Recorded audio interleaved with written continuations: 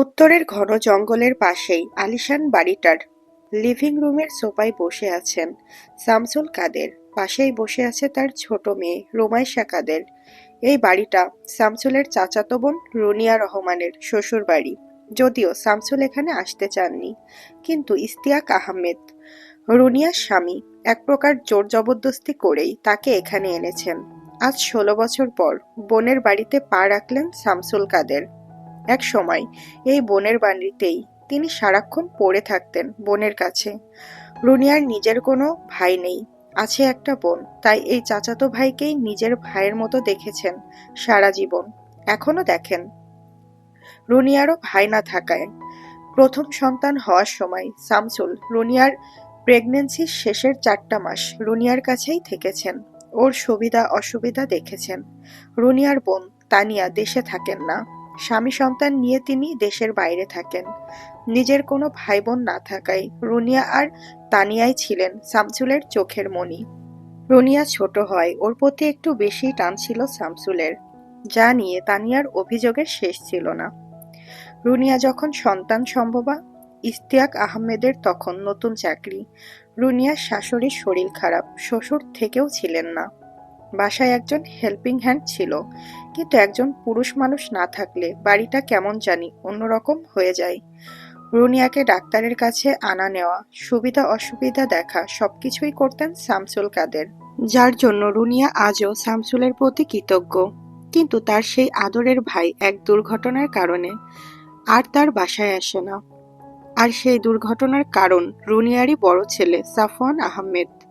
রোমাইশা বাবার পাশে মাথা নিচু করে বসে আছে, লজ্জা লাগছে তার খুব। আজ কত বছর পর ফুপির বাড়িতে এসেছে সে। ছোটবেলায় তো সারাক্ষণ এখানেই পড়ে থাকতো রোমাইশা। ফুপ্পি ছিল তার জান। ফুপ্পি বাড়িতে হোক বা না হোক, নিজের বাড়িতে সারাক্ষণ ফুপ্পির সাথেই লেগে থাকতো রোমাইশা। আর ফুপ্পিও রোমাইশাকে চোখে হারাতো। নিজের মেয়ে না থাকায় রুমাইশার প্রতি ছিল তার অগাধ ভালোবাসা। শেষবার সেই কোন ছোট্টবেলায় এসেছিল ফুপির বাড়িতে বাবা মা আর রাফসান ভাইয়ের সাথে। সেইবার সাফওয়ান আর শাফিন এর সাথে দুষ্টুমি করার সময় কিভাবে জানি সাফওয়ান তাকে কামড় দিয়ে ফেলে। প্রচন্ড অসুস্থ হয়ে পড়ে রুমাইশা, তার মনে আছে। বাবা প্রচুর কাঁদছিল, আর ফুপ্পিও। মায়ের কোলের ভেতর শুয়ে মাঝে মাঝে পিট পিট করে তাকালে সে দেখতে পেত তার প্রিয়জনদের দুঃখ ভরাক্রান্ত মুখ। সেবার সুস্থ হওয়ার পর থেকেই ফুপ্পির বাড়িতে যাওয়া একেবারের জন্য বন্ধ হয়ে গেল তার। কেউ আর ফুপির বাড়ির নামও নেয় না, বাবাও যেতে চায় না। অথচ ওর খুব মন খারাপ হতো ফুপির জন্য।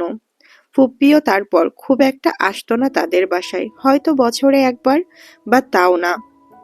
আজ কতদিন পর ও ফুপির বাড়িতে এসেছে, সাফওয়ান আর শাফিনের সাথেও এরপর আর দেখা হয়নি। শাফিনের সাথে ফোনে মাঝে মাঝে কথা হলেও সাফওয়ানের সাথে এরপর আর কোনো কথা হয়নি। আর এরপর সাফওয়ান নিজের পড়াশোনার জন্য সিঙ্গাপুর চলে যাওয়ার পর ওর সাথে কোনো যোগাযোগই হয়নি। আর রুমাইশা বা ওর পরিবারের কোনো এক অজানা কারণে বাসার কেউই সাফওয়ানকে পছন্দ করে না, বিশেষ করে রুমাইশার মা আয়েশা খানম। কারণটা এখনো ওর অজানা। রুমাইশাকে এভাবে চুপচাপ বসে থাকতে দেখে ইশতিয়াক আহমেদ রুমাইশাকে স্বাভাবিক করার জন্য বললেন, রুমিমা, তুই মাথা নিচু করে বসে আছিস কেন? এতদিন পর ফুপ্পির বাড়িতে এসেছিস, কোথায় মজা করবি, সবার সাথে কথা বলবি, তা না করে এখানেই বসে আছিস তখন থেকে। তোর ফুপ্পি রান্নাঘরে আছে, ওইখানে যা, ফুপ্পির সাথে গিয়ে গল্প কর। রুমাইশা অনুমতির জন্য শামসুল কাদেরের দিকে তাকালো, কিন্তু শামসুল রুমাইশার দিকে তাকিয়ে গম্ভীর অথচ শান্ত কণ্ঠে বললেন, থাক, এখন যেতে হবে না।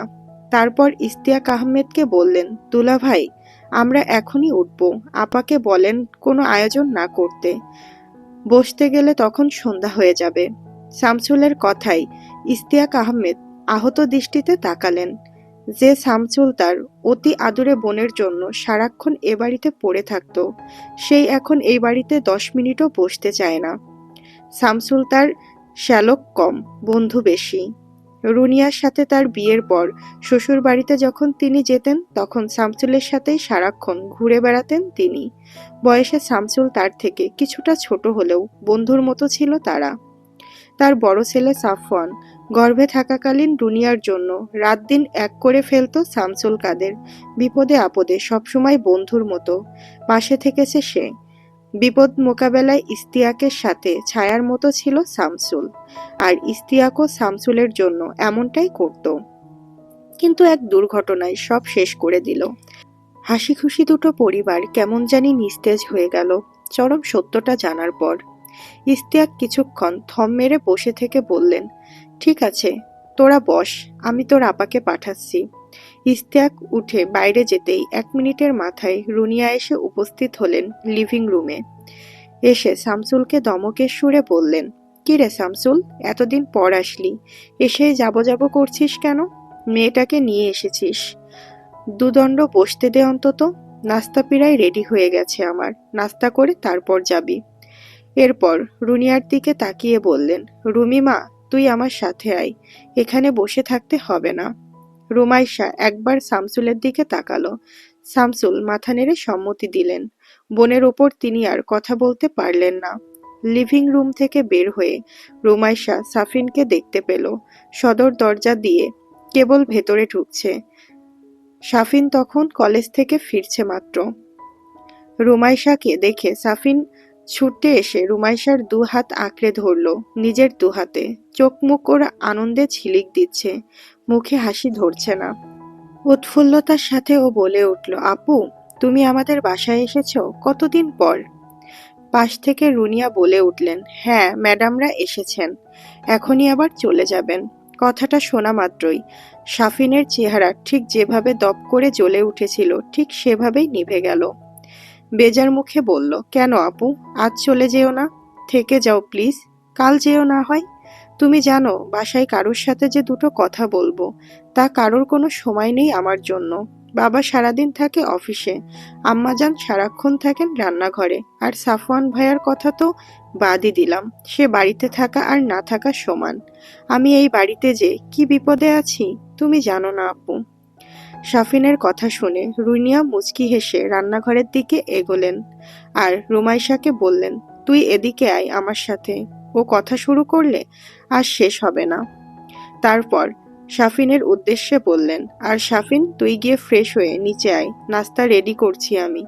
সাফিন বাধ্য ছেলের মতো কোনো বাক্য ব্যয় না করে রুমাইশার দিকে তাকিয়ে সৌজন্যমূলক হাসি হেসে নিজের রুমে চলে গেল। রুমাইশা গেল ফুপ্পির পেছন পেছন। রান্নাঘরে গিয়ে ফুপ্পিকে পেছন থেকে জড়িয়ে ধরল রুমাইশা। তারপর খুব আদরে কণ্ঠে বলল, তোমাকে খুব মিস করি ফুপ্পি, জানো? তুমি এখন আর আমাদের বাসায় যাও না আগের মতো, কত মজা হতো তুমি গেলে। আজ আমায় পাটিসাপটা বানিয়ে খাওয়াও, তোমার হাতের পাটিসাপটা অনেক মজা। রুনিয়া রুমাইশার এমন কাণ্ড কারখানা দেখে হেসে দিলেন, বলে উঠলেন, দেখো মেয়ের কাণ্ড দেখো, এত বড় হয়েছে তাও তার বাচ্চামি গেল না। ছাড়, এখন বানিয়ে দিব। তোর বাপ তো বাড়ি যাওয়ার জন্য উঠে পড়ে লেগেছে, মনে হচ্ছে আমার ছেলে এসে আবার তোকে কামড়ে আধমরা করে ফেলবে। আমার ছেলে কি এখনো ছোট আছে? রুমাইশার এবার সাফওয়ানের কথা মনে পড়ল। রুনিয়াকে জিজ্ঞেস করলো, আসলেই তো, সাফওয়ান ভাইয়াকে তো কোথাও দেখলাম না, ভাইয়া কোথায়? প্রতি উত্তরে রুনিয়া চুপ করে রইল। রুনিয়াকে চুপ থাকতে দেখে রুমাইশা আবারও জিজ্ঞেস করলো, আচ্ছা ফুপি, সাফওয়ান ভাইয়া আমাকে কামড়ে দিয়েছিল তো কি হয়েছিল? আমি এত অসুস্থ ছিলাম কেন? আমার মনে নেই স্পষ্ট। মা বাবাকে জিজ্ঞেস করলেও কিছু বলতে চায় না, রাফসান ভাইয়াও না। আমাকে তো ছোটবেলায় রাফসান ভাইয়াও কত কামড় দিয়েছে, কই তখন তো আমার কিছু হয়নি, কেউ কিছু বলেওনি ভাইয়াকে।